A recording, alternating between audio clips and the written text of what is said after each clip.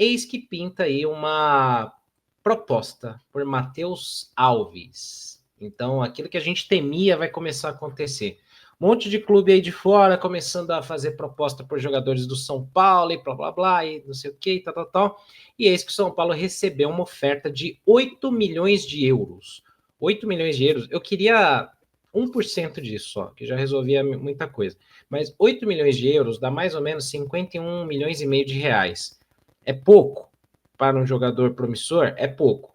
Mas a gente sabe que o São Paulo está passando o chapéu ali, precisando de grana, né? E tem uma meta ali de venda de jogadores.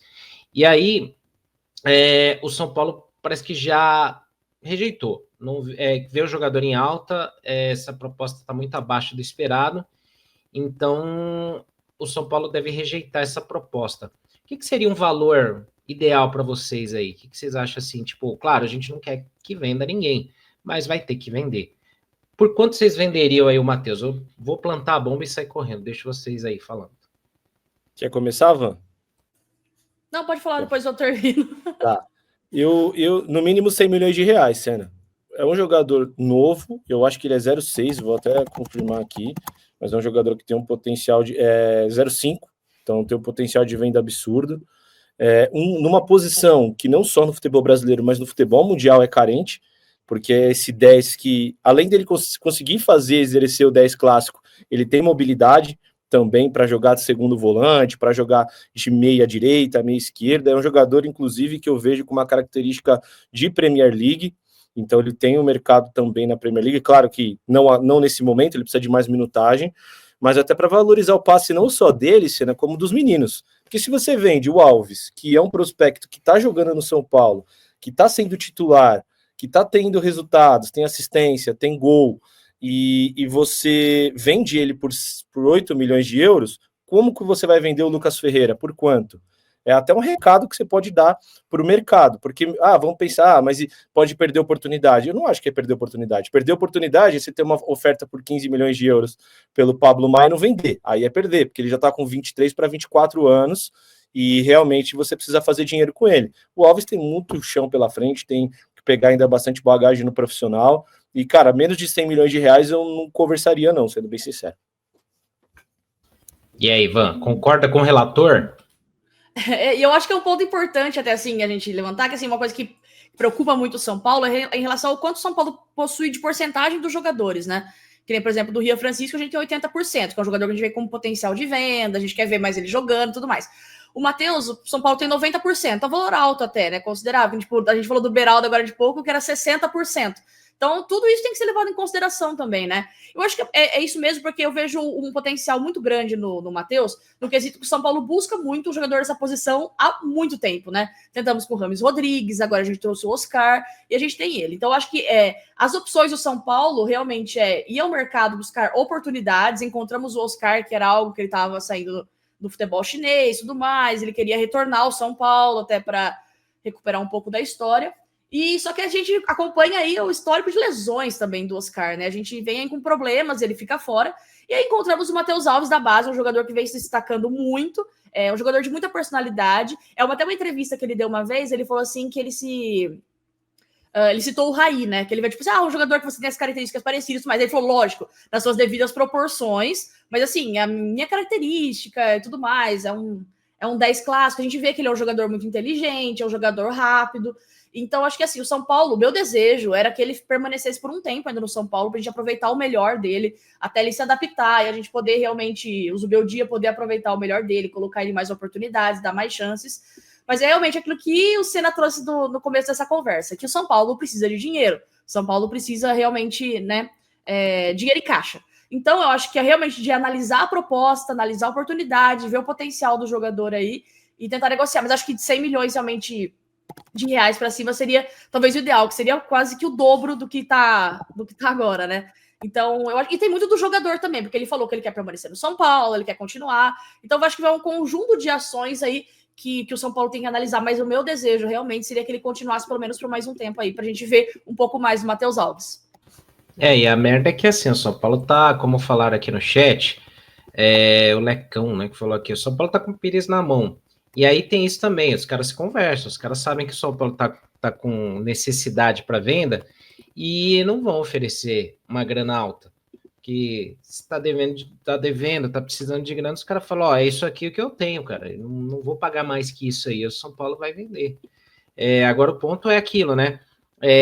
Tem o Lucas Ferreira, tem o Matheus Alves, tem o Rian, aí estão subindo outros nomes ali, o Luca, outros ali que vão surgindo, Henrique Carmo também. O meu medo é que aconteça o mesmo processo do Luiz Araújo, do David Nery, os caras façam 8, 10 jogos no profissional e vão embora.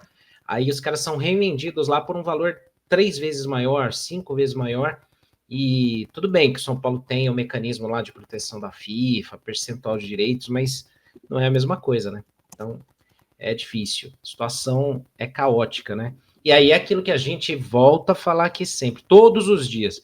E é impressionante como tem gente que ainda, às vezes, comenta assim, a gente fez uma pesquisa aqui do Arquibancada, tem gente que falou assim, falta vocês passarem menos pano para a diretoria. Eu falo, amigo, só se a gente enforcar alguém em praça pública.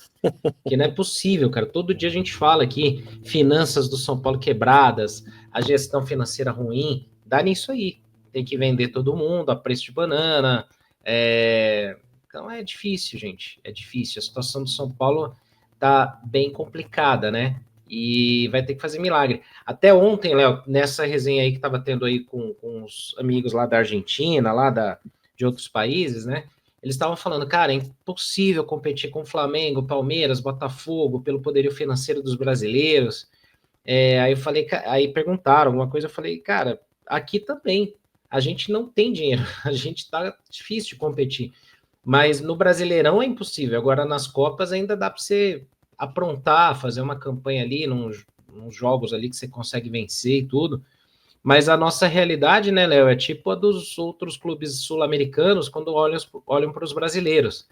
Os brasileiros comprando jogador da Europa, um monte de coisa que tem grana, e a gente é quase um time argentino aqui dentro do Brasil. A gente não consegue comprar ninguém e tem que vender as melhores peças, né? E além de vender as melhores peças, você vende em situações meio complicadas. A venda do William Gomes eu ainda não desceu ainda, sabe? Eu não entendi porque o São Paulo vendeu o jogador, que hoje tá fazendo falta, tá? Que já era um jogador pronto, que já vinha de um ano de profissional e que hoje ajudaria muito a gente nas pontas. Mas enfim, o São Paulo tem esse problema, não só o São Paulo, né? Tem alguns rivais nossos que estão nessa situação também, mas é um reflexo de más gestões que vem atrapalhando o São Paulo já há muito tempo, desde Juvenal Juvencio, os 8 anos que ele fica, e se a justiça deixasse, ele ficaria mais ainda, e aí vem o Aidar, e acontece todo aquele imbróglio, e a presidência cai no colo do Leco, né? Muita gente falou, pô, Leco é o pior presidente da história do São Paulo. Pois é, mas a presidência caiu no colo, porque os caras fizeram por onde também, né? E vamos lembrar que essa direção, uma parte dessa direção estava naquela chapa do Aidar, né? E depois ficou oposição por claramente ter alguns problemas que envolvem até caso de polícia, né? Então, obviamente, eles saíram desse apoio ao Aidar. Mas é um problema crônico no São Paulo. O São Paulo ele precisa de fluxo de caixa, que acho que é o grande problema das principais empresas no Brasil e no mundo. Elas quebram porque elas não têm dinheiro de caixa rápido para pagar as contas a curto prazo. E o São Paulo tem esse problema a juros bancários. É a mesma coisa que você estourar cartão e cheque especial e ficar devendo. É uma bola de neve sem fim. O São Paulo está nessa bola de neve sem fim e a gente está chegando a 1 bilhão de dívida, né? O São Paulo tem que fazer o quê? Vender esses meninos. Não vai ter outras opções. Agora, a gente tem que entender para onde vai esse dinheiro também, né, Senna? Não adianta vender os meninos, vende Matheus Alves, Ferreira, Rian. Aí você consegue lá 300 milhões, 350 milhões. O que você vai fazer com esse dinheiro? Você vai inflar ainda mais? Você vai contratar Thiago Mendes por dando luvas de 20 milhões? O que você vai fazer com isso? Então, essa é a situação, esse é o ponto. Se for para vender, para pegar esse dinheiro e pagar as dívidas de curto prazo, não tem o que fazer e eu sou a favor. Agora, a gente tem que entender o caminho do dinheiro para onde ele vai. Ficar também fazendo contratação com o dinheiro que está vindo não é a sacada mais inteligente. Ou ficar esperando o Grego comprar o São Paulo também, que é uma outra história, mas também a gente tem que ser sincero que não é o melhor dos caminhos, né?